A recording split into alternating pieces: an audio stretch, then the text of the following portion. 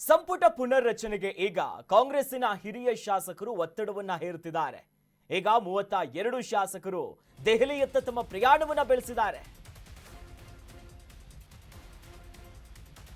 ಸಚಿವ ಸಂಪುಟ ಪುನರ್ರಚನೆಗೆ ಒತ್ತಾಯ ಮಾಡಿ ಹಿರಿಯ ಶಾಸಕರಿಂದ ಈಗ ಸುಮಾರು 32 ಶಾಸಕರು ದೆಹಲಿಯತ್ತ ಪ್ರಯಾಣ ಬೆಳೆಸಿದ್ದಾರೆ.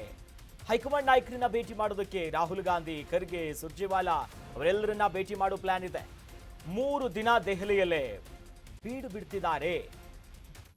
ರಾಜ್ಯದಲ್ಲಿ ಬೈ ಎಲೆಕ್ಷನ್ ಮುಗಿತಿದ್ದಂತೆ ದೃಶ್ಯದಲ್ಲಿ ಗಮನಿಸ್ತಾ ಇದೀವಲ್ಲ, ಇವರೆಲ್ಲರೂ ಕೂಡ ನಮ್ಮ ರಾಜ್ಯದ ಕಾಂಗ್ರೆಸ್ಸಿನ ಹಿರಿಯ ಶಾಸಕರು. ಕೆಲವರು ಪರಿಷತ್ತಿನಲ್ಲಿರುವವರು, ಇನ್ನು ಕೆಲವರು ವಿಧಾನಸಭೆಯಲ್ಲಿ ಇರುವಂತಹ ನಾಯಕರು.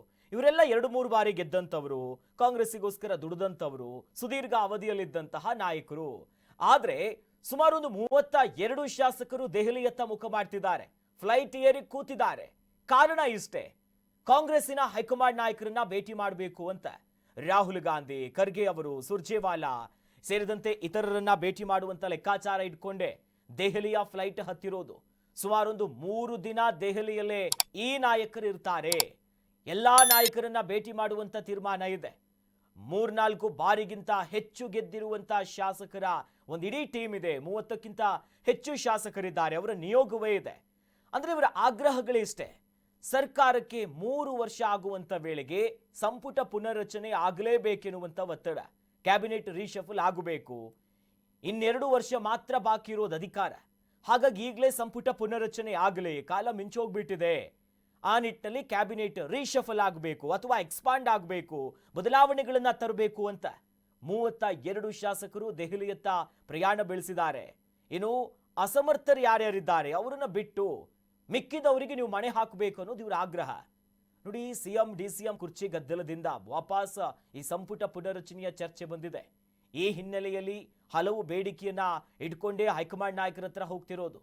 ಸಚಿವ ಸ್ಥಾನಕ್ಕಾಗಿ ಆಗ್ರಹಿಸಿ ಅನೇಕ ಶಾಸಕರಿದ್ದಾರೆ. ಪ್ರಮುಖವಾಗಿ ಯಾರ್ಯಾರು ಅಂತ ನೋಡೋದಾದ್ರೆ ಟಿ.ಬಿ. ಜಯಚಂದ್ರ ಅವರು ಇರ್ಬೋದು, ಹಿರಿಯವರು. ಅಶೋಕ್ ಪಟ್ಟಣ್ ಅವರ ಅಸಮಾಧಾನ ಅಂತೂ ಬಹಿರಂಗವಾಗಿ ಹೊರಗಾಗ್ತಿದ್ರು. ಪುಟ್ಟರಂಗ ಶೆಟ್ಟಿ ಇದ್ದಾರೆ.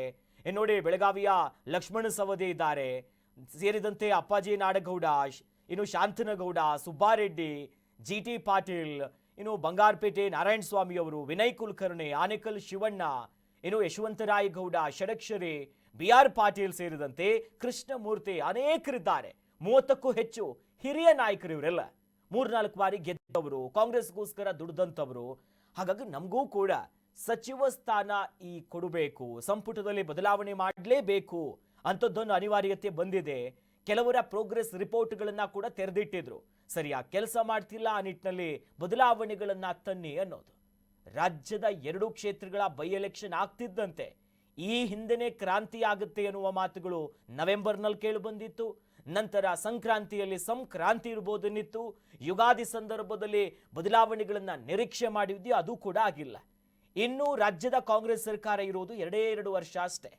3 ವರ್ಷ ಮುಕ್ತಾಯ ಆಗ್ತಿರೋ ಈ ಸಂದರ್ಭದಲ್ಲಿ ನಮಗೂ ಕೂಡ ಸಚಿವ ಸ್ಥಾನ ಬೇಕು ಅಂತ ಹಿರಿಯ ಶಾಸಕರು, ಆಕಾಂಕ್ಷಿಗಳು ಯಾರಿದ್ದಾರೆ ದೆಹಲಿಯತ್ತ ಮುಖ ಮಾಡಿದ್ದಾರೆ, ಫ್ಲೈಟ್ ಹತ್ತಿದ್ದಾರೆ. ಮುಂದೆ ಯಾವ್ಯಾವ ನಾಯಕರು ಭೇಟಿ ಮಾಡೋದಕ್ಕೆ ಇವ್ರಿಗೆ ಸಿಗ್ತಾರೆ, ಬದಲಾವಣೆಗಳಾಗುತ್ತಾ ಇಲ್ವಾ ಅನ್ನೋದನ್ನ ದೆಹಲಿ ಭೇಟಿಯ ನಂತರ, ಹೈಕಮಾಂಡ್ ನಾಯಕರ ಭೇಟಿಯ ನಂತರ ಮತ್ತಷ್ಟು ಅಪ್ಡೇಟ್ಸ್ಗಳು ಲಭ್ಯವಾಗುತ್ತೆ.